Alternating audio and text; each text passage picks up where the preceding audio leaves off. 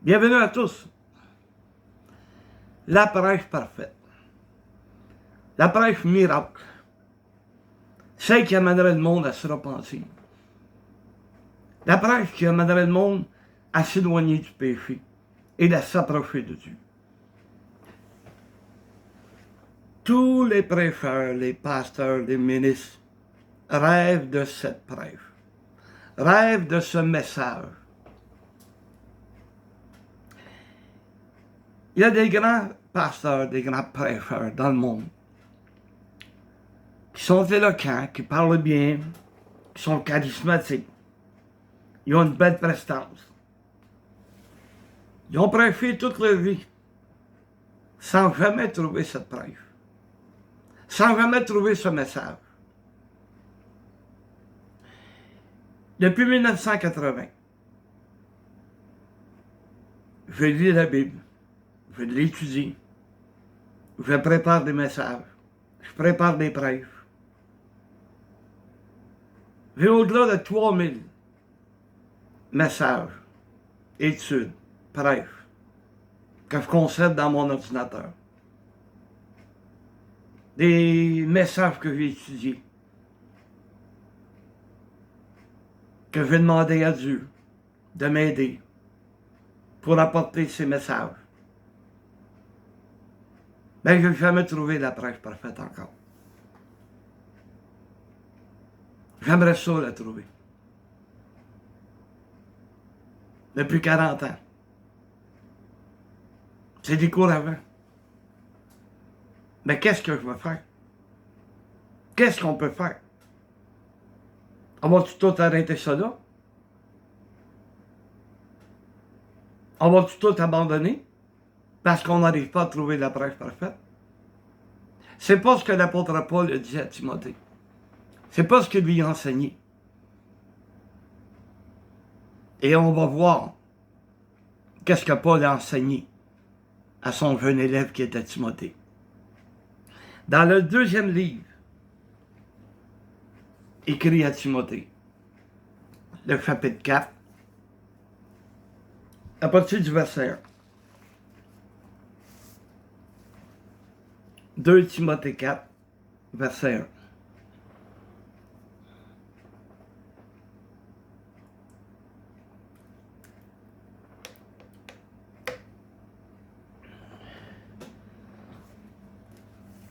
Je t'en conjure devant Dieu, devant Jésus-Christ, qui doit juger les vivants et les morts, et au nom de son apparition et de son royaume. Prêche la parole.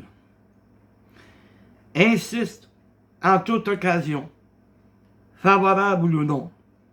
Reprend, censure, exhorte, avec toute douceur et en instruisant. Prêche la parole, mon Timothée.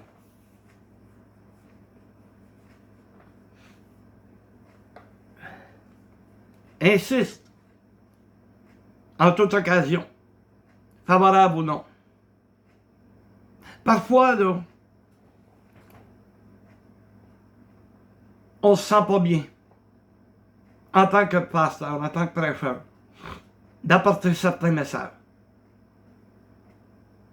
On a l'impression que on vise une personne ou des personnes en particulier. C'est pas évident. Parce que nous sommes tous pécheurs. Je me suis jamais arrêté. Et pourtant, je savais que, le Seigneur est dur avec elle ou bon avec lui. Parce que je veux pas. On connaît la vie d'un peu tout le monde alentour de nous. On connaît leurs qualités, leurs petits défauts. Et quand Dieu te met à cœur de prêcher un certain sujet, tu sais que tu vas peut-être blesser quelqu'un. Et tu pries Dieu qu'au lieu que cette personne se sente blessée, mais que cette personne réalise qu'elle doit s'éloigner de son péché. C'est pour ça qu'il dit que même si c'est favorable ou non, insiste. prêches. Mais tu ne le fais pas de n'importe quelle manière. Comme qui est écrit. Avec toute douceur et en instruisant. Comme on dit par chez nous, là, c'est pas le temps de sauter d'en face à quelqu'un. Vas-y avec toute douceur. Oh, j'en ai vu des matamors qui se prennent pour d'autres et qui vont reprendre les gens. Mais il n'y a aucune douceur. Ce sont des matamors. Et l'autre, c'est rien sauter d'en face. Pas ce que Dieu nous demande de faire. En toute douceur et en instruisant. C'est à travers la parole de Dieu que tu vas reprendre quelqu'un. À travers la parole de Dieu, à travers les messages que tu vas employer, que Dieu va te mettre à cœur d'apporter. C'est comme ça que tu vas reprendre les gens. Pas aller de sauter d'en face. Ça n'avancera pas à rien. Dieu peut, à travers la douceur, faire comprendre des choses aux gens. Il dit censure. Censurer, là, c'est condamner. Condamne le péché. On est tous condamnés de toute façon. Il faut apprendre à s'éloigner de la parole de Dieu, non? À s'éloigner du péché. La parole de Dieu va nous approcher de Dieu. La Bible va nous montrer comment s'éloigner du péché. C'est comme ça qu'on doit voir les choses. Condamner le pécheur. À chaque jour, je me sens condamné. Parce que comme tout le monde, j'ai des mauvaises pensées. Je suis un pécheur impardonnable. Non, je suis pardonnable. Parce que Dieu est prêt à tout nous pardonner. Il suffit juste que l'on confesse notre péché. La censure, on en a besoin. Aujourd'hui, il n'y en a plus de censure. Autrefois, les films étaient vérifiés. Et si il y avait quelque chose dans le film qui n'était pas bien, qui montrait le péché tel qu'il est, qui démontrait de la nudité, ben le film était rejeté. Il était censuré. La radio était censurée. Tu ne pouvais pas dire n'importe quoi à la radio. Les spectacles étaient censurés. Puis, lorsque Robert Charlebois a écrit la chanson de Lindbergh, il a donc fait un sac. Tout le monde le condamnait. Mais, à cause de ce premier sac qui est entré dans notre littérature, tout le monde aujourd'hui sac. Tout le monde aujourd'hui a... Si la joke n'est pas drôle, ils mettent un sac au bout. Ah ben là, ce monde se met à rire. Il n'y en a plus de censure. Regarde la télévision. Tu vois des gays s'embrasser, des lesbiennes. Tu vois de la nudité. Et on dit, ben, on est rendu là, c'est normal. C'est pas normal. C'est pas normal. Je te parle pas de revenir à cette époque où les femmes étaient habillées de jusque là, puis les robes ils traînaient à terre. Mais il y a une manière d'être pudique, d'avoir une certaine pudicité. Alors il faut censurer. Pas drôle quand tu es obligé de prêcher contre ça. Là. Pas évident. Je me souviens qu'une fois, j'étais dans une mission. Et il y avait une jeune sœur qui était jolie, mais très jolie. Avant de venir à l'église, elle faisait des spectacles de danseuses nues. Et à un moment donné, ben, elle avait un petit kit western attirant, que tu peux voir la couleur de ses bobettes, et venait à l'église de cette manière. Il a fallu que je la censure. Je l'ai pris à part. Puis je lui ai dit que c'était pas bien de s'habiller de cette manière. Ben, on m'a engueulé. Les frères m'ont engueulé à cause de ça. T'avais pas d'affaires, puis blablabla, puis blablabla. Pourtant, la sœur l'avait bien compris. Elle, c'est un petit kit qu'elle mettait que tout à fait normal. Ben, les frères, eux autres, qui trouvaient ça plus que normal, sont venus m'engueuler. J'ai fait mon travail. Je l'ai censuré en toute douceur. Je n'ai pas sauté d'en face. Et elle l'a bien compris. Jamais qu'elle venait avec son petit kit. Elle s'habillait d'une manière pudique. Et gloire à Dieu. Mais il y a des fois qu'on n'a pas le choix. Mais il dit par la suite, exhorte. Encourage. On peut encourager les gens autour de nous. Il y a des gens qui vivent des choses difficiles et qui ont besoin d'être encouragés. C'est ça que ça veut dire le mot exhorter. Mais tout doit être fait en douceur et par l'instruction, l'enseignement de la Bible, de la parole de Dieu. Il continue notre lecture en disant, au verset 3, « Car il viendra un temps où les hommes ne supporteront pas la saine doctrine, mais ayant la démangeaison d'entendre des choses agréables, ils se donneront une foule de docteurs selon leur propre désir, détourneront l'oreille de la vérité et se tourneront vers les fables. » Les hommes ne supporteront pas la saine doctrine. J'ai souvent entendu, excusez-moi, des frères qui venaient à l'avant et qui amenaient un mot d'encouragement et qui ont emmené ces versets-là. Mais ils ne disaient pas la saine doctrine. Ils disaient la sainte doctrine. C'est pas la même chose. Une saine doctrine, c'est un enseignement qui est pur. Un enseignement auquel tu n'as rien rajouté. Un enseignement auquel tu n'as rien enlevé. Mais il y a des hommes, il y a des gens.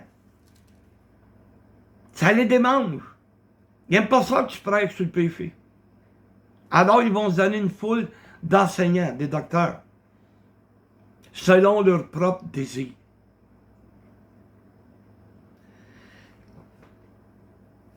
Mon désir, à moi, c'est de servir Dieu dans la connaissance que Dieu nous a donnée, dans l'enseignement qu'il nous a apporté. Ça, c'est mon désir. Mais il y en a qui n'aiment pas. Ils n'aiment pas entendre, ils aiment entendre la parole de Dieu, mais ils aiment que lorsque le pasteur enlève des pages. Lorsque le pasteur enlève des pages, ils peuvent faire ce qu'ils veulent. Ils peuvent vivre selon leur propre désir. Mais moi, mon désir, là, c'est de servir Dieu. Et si je dois condamner, je vais le faire. En toute douceur. Je condamne le pécheur. Mais je lui apporte une planche de salut. Je lui donne l'occasion de se repenser. C'est pas moi le condamné à aller en enfer, là. Ou le condamné à aller dans les ténèbres. Mon devoir, c'est de l'avertir. Comme Dieu a dit au prophète Ézéchiel. Il a dit, le sang te coule. Leur sang te coule dans les mains. Si tu avertis le méchant, je te redemanderai rien. Mais si tu ne l'avertis pas, je vais te redemander son sang. C'est une parole qui est pesante, là. On n'est pas là pour flatter les oreilles des gens. Je suis pas là pour flatter les oreilles des gens. Je suis là pour apporter des avertissements de Dieu. Je suis là pour apporter la parole de Dieu. qui va les aider à se détourner du péché. Voyez-vous pourquoi faire que j'aimerais ça trouver la prêche parfaite? Pour confondre ces gens. Pour leur montrer, regarde, c'est pas ce que Dieu demande. Alors repens-toi. Reviens vers Dieu. Reviens à la doctrine, la base de l'enseignement que Jésus a donné. Et non pas, ben moi, ça j'aime pas ci, ou ça j'aime pas ça. Alors que faire? On continue notre lecture avec le livre de Galates, chapitre 1, le verset 10. Galates 1, le verset 10.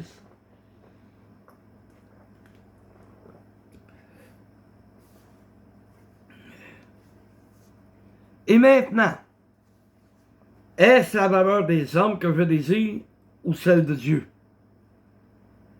Est-ce que je cherche plaire aux hommes? Si je plaisais encore aux hommes, je ne serais pas serviteur de Christ. Voyez-vous, je ne prêcherai pas pour plaire à qui que ce soit. Je prêche contre le péché. Je prêche contre le concubinage. Je ne suis pas populaire, là, parce que je prêche contre le concubinage. Mais ça fait partie de la parole de Dieu. Ça fait partie de l'enseignement. Je prêche contre les ivrognes. On n'aime pas ça. Il n'aime pas ça savoir que si tu veux plaire à Dieu, tu vas te priver d'alcool. C'est ce qu'il a demandé au sacrificateur, de ne pas prendre de boisson enivrante. Et dans le livre d'Apocalypse, au premier chapitre, le verset 6, on lit clairement que nous sommes les nouveaux sacrificateurs. Alors, si Dieu demandait aux anciens sacrificateurs de ne pas prendre de boisson alcoolisée, pourquoi que nous, aujourd'hui, on en aurait le droit? Nous sommes ces sacrificateurs. Et nous devons donner l'exemple. Je prêche contre les ivrognes. Je prêche contre le lesbianisme. Et pourtant, si quelqu'un met la main sur des vidéos semblables, il pourrait m'accuser. Il pourrait me retrouver en prison, juste parce que je vais prêcher contre eux. Les homosexuels, je prêche contre eux. Ceux qui s'en prennent aux enfants, oh, que je prêche contre eux. J'aimerais pas qu'un pédophile s'en prenne à un de mes petits-enfants. Je ne prends pas qu'il s'en prenne à n'importe quel petit enfant. Il va gâcher la vie de cet enfant-là. Est-ce que je vais être sous silence? Parce que je connais quelqu'un qui est pédophile? Je ne prêcherai pas contre lui. Au contraire, je vais prêcher contre la pédophilie. Les personnes qui s'en prennent aux enfants en les battant.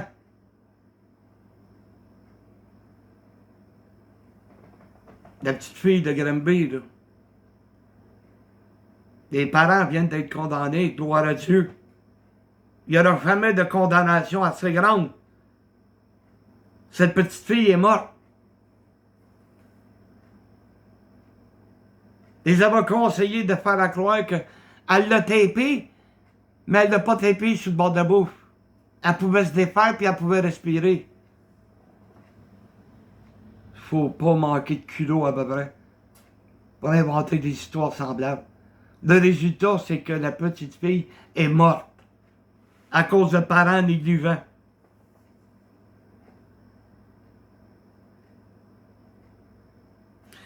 Pour le bien de mes enfants, je me suis privé de n'importe quoi. N'importe quoi. Pour prendre soin d'eux autres. Moi et ma femme, on a pris soin de nos enfants. Et aujourd'hui, on a des beaux petits-enfants.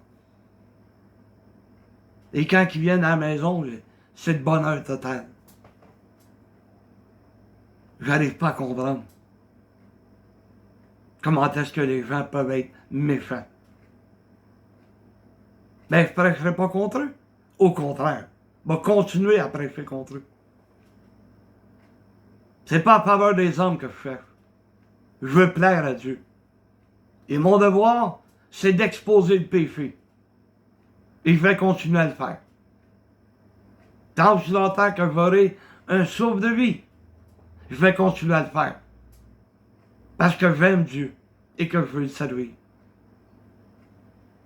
Parce que les résultats, il y en a. Même si ce n'est pas des prêches parfaites, il y a des résultats. Prenez l'exemple d'apôtre Paul. Quand il s'est présenté devant Festus, devant le roi Agrippa, il ne s'est pas gêné. Il a prêché la parole de Dieu. À un moment donné, il y en a un, je pense que c'est Festus, qui a dit « Hey, t'es fou, Paul, ton grand savoir t'a fait déraisonner. » Non, il déraisonnait pas. Il apportait la vérité. Même si elle était dure à entendre, il apportait la vérité. Jean le Baptiste a perdu la tête parce qu'il a emmené la vérité. Il a dit, il t'est pas permis d'avoir cette femme-là. C'est la femme de ton frère. Il s'est pas gêné. Et à cause de ça, il a perdu la tête. On lui a coupé la tête. Parce qu'il a apporté la vérité. Lui, il était là pour plaire à Dieu. Il n'était pas là pour plaire aux hommes. Il n'était pas là pour flatter les oreilles des gens. Il ne flattait pas. Mon Dieu, par chez nous, il frottait. Le résultat, frères et sœurs, amis, on le retrouve dans l'évangile de Luc. Chapitre 15. Luc 15.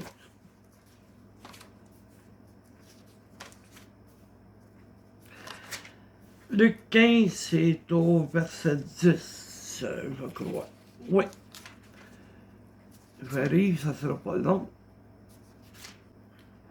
De même, je vous le dis, il y a de la joie devant les anges de Dieu pour un seul pécheur qui se repent. Il y a de la joie. Un seul pécheur qui se repent. Et il y a de la joie. Les anges se réjouissent. Dieu se réjouit. Jésus, le Saint-Esprit, tout le monde se réjouit à cause d'un seul pécheur qui se repent. On pense que la repentance, c'est seulement quand ils viennent accepter Jésus comme le Sauveur. Non. N'importe qui dans l'Église qui entend le message, qui l'amène à regretter ce qu'il a fait, qui l'amène à se repentir, les anges se réjouissent. Vous savez, j'ai souvent prêché, puis à un moment donné, on se lève pour chanter le cantique. Et qu'est-ce que tu t'aperçois? À un moment donné, puis il y a un frère ou une sœur qui a la tête baissée. Ben, ça réjouit mon cœur. Ça me réjouit. Parce que cette personne est en train de se repentir. Cette personne est en train de demander pardon à Dieu. Est en train de lui demander, aide-moi Seigneur. Je suis un pécheur, j'ai besoin de toi, je suis faible.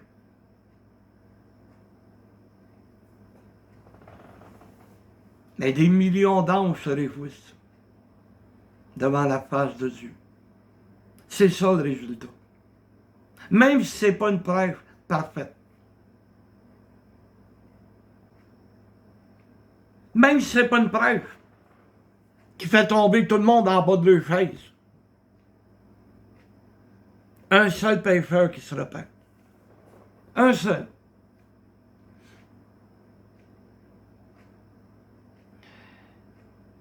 Comme ça doit être agréable aux oreilles de Dieu de voir un pécheur se repentir. Parce que le but de la Bible, Le but de la parole de Dieu, c'est d'amener les gens à la repentance. C'est le message qui est prêché depuis Jean le Baptiste, où ce qui criait dans le désert, repentez-vous. Le même message que les apôtres ont apporté, Jésus lui-même.